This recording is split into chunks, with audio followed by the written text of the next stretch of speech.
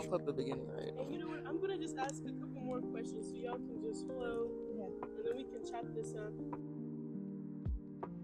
Hello, my name is Sophie Maduka, and I am a senior at the John D. O'Brien School of Mathematics and Science. I am from Nigeria, but I moved to Boston in 2020, and I have been attending RYP for about 2 years now. Hi guys, my name is Carlie Augustin. I am also a senior at the O'Brien, just across the street from here. I want to pursue health sciences. This is about to be my 4th year at RYP, so I've been here for my entire high school career. Really love the program with Micah, of course, because I feel like it really allowed us to look deeper into the unrecognized Black cultures. One of my favorite activity or moment was when we had a scavenger hunt in the meeting house, where I picked a paper up that explained Maria and her story. I feel like her story is important. A former slave who set her enslaver's house on fire due to rage and all that. And I feel like it's important to notice that these are the legacies of these former slaves that are not really taught in school. You know, when they teach slavery in school, it's mostly briefed over. That with that, they talk about slavery in numbers, but they never actually ever go into the details. So I feel like that activity really made me realize more about slavery and actually want to pursue more research. What I really enjoyed from the archival imaginations workshops is when we went to MIT and we worked on zines.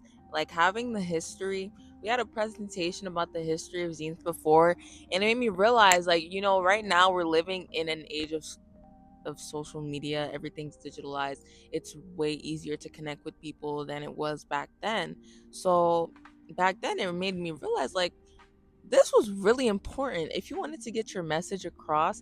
Movements within the civil rights movement, other smaller programs like the SCLC on a college campus, they use those to get their point across because they didn't have phones, they didn't have Instagram, they didn't have Twitter, they had to use their paper. And it just made me realize how much labor is just not,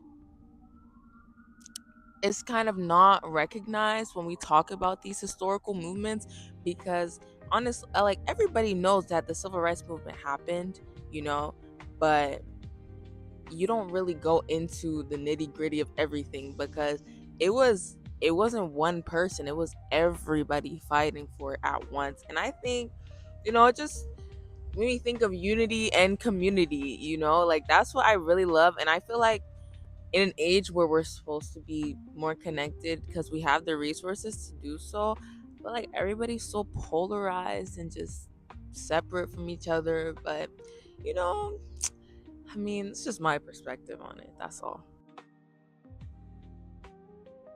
So we have been working alongside with about 3 other of her peers into forming this youth-led tour group we organized called Local Legacies. During the summer, we had about 3 official tours, and we're planning more right now. We had 3 official tours, and I feel like it was a very interesting and great way of just sharing our legacy with people coming from other places in Massachusetts that might have not been aware. I feel like in the 6 months we planned this, we did a lot of researching on the deep depths of the different places we visited. The tour goes around from this church, the first church in Roxbury, over to the Dillaway Thomas house. We talk about the John D. O'Brien, the Faces of Deadly murals, the Bruce C. Bowling building, and more murals. We talk about a lot of community places rather than the famous ones that are always showcased on television shows. And I feel like that really inspired us as members of the Black community, and also just students, to do more about helping others learn about this the unrepresented parts in the Black parts of Boston and Roxbury. My experience on the tour has been amazing so far. In my part, I talk about the first church of Roxbury, the Faces of Dudley. I once did the library and touched on tropical food. But doing this, it really did my eyes to more, like I said, the unseen legacies. That's why it's called Local Legacies, of the Black people and their role in our community. Yes. Um, I also worked alongside a group of, I think there's 5 total of us that run the tour, and I would say that I think we're like enjoying the fruits of our labor. You know, um we started this, we didn't know what we were doing. Like, we just had a few places mapped out. Like, on our tour officially, we have the Meeting House, the Dillaway Thomas House, John D. O'Brien, the Faces of Dudley mural, Boston Public Library, the Brucey Bowling Building, Blair Lot, Donna Summer mural, Black Market, the Elliott Burial Ground, and Tropical Foods. And they just might sound like okay, like, to a lot of people, but as we put in the research, like the time and effort to research everything, it just kind of became clear to me. It wasn't about kind of learning about, like, I mean, it was about learning about the places, but alongside that I just realized, like, it's something I already knew, but like, Black people are severely underrepresented in Boston. A lot of people come to Boston thinking that there's no Black people here. No, like, that's the result of, like, I don't know, years of segregation, redlining, everything, just anything racist you can think of. That's probably something that caused, what we have today. And I think, with our tour, we created this with the intention of people learning about these parts of Boston, because if nobody else is going to advertise them, I mean, we're going to have to, because Dudley is quite literally the heart of Boston. It's right in the middle. Everybody comes to Boston to visit. They go downtown, Back Bay, Beacon Hill, Cambridge. Cambridge isn't even Boston, guys. Like, it's not. It's not. Like, but creating this tour, Dudley, it's so easy to come down here too. There's so much public transportation. If you're downtown, just hop on the Silver Line, hop on the Orange Line, take a bus, like, you know, that the pews are white, you know, instead of how they would be brown in a typical church. And we're not quite sure on its significance, but like, my interpretation of it was that it's meant to signify like godliness, holiness, and whatnot. And we also noticed that the pulpit, it's placed very high in order to like paint the preacher as somebody who's a messenger from God, high exalted, spreading the word to the people below him. Something I found out while researching was the seating of the meeting house, actually, because that was what I really touched upon on my part of the tour. So in the meeting house, there are pews downstairs, just like Carly said, and above it's like a balcony type seating, but it's still enclosed in the space. And historically, the white rich families were seated downstairs. They would buy like the little like compartments for their families to stay, and even the poor white people like would stay at the back, but on top was meant for the Black folks. And I believe then it was seen as like a negative thing, but in my opinion, like Cardi said, the pulpit is raised, so I feel like the Black people did get the better view. But even the little things came to systemic racism and how Black people were treated as a whole. So I feel like that was because it just shows that we're really like not too far away from these times, and we need to recognize this and put more effort into being changed. I think honestly, you have to keep up with the times. Like, everything's evolving, guys. You can't just keep.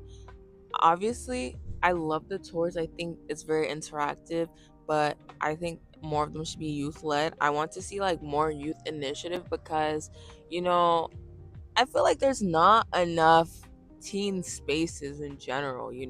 Creating more youth led projects would give teens a place to be and also educate them at the same time, which is, two birds, one stone. And I think also it's just like, I mean, it all comes down to PR as well.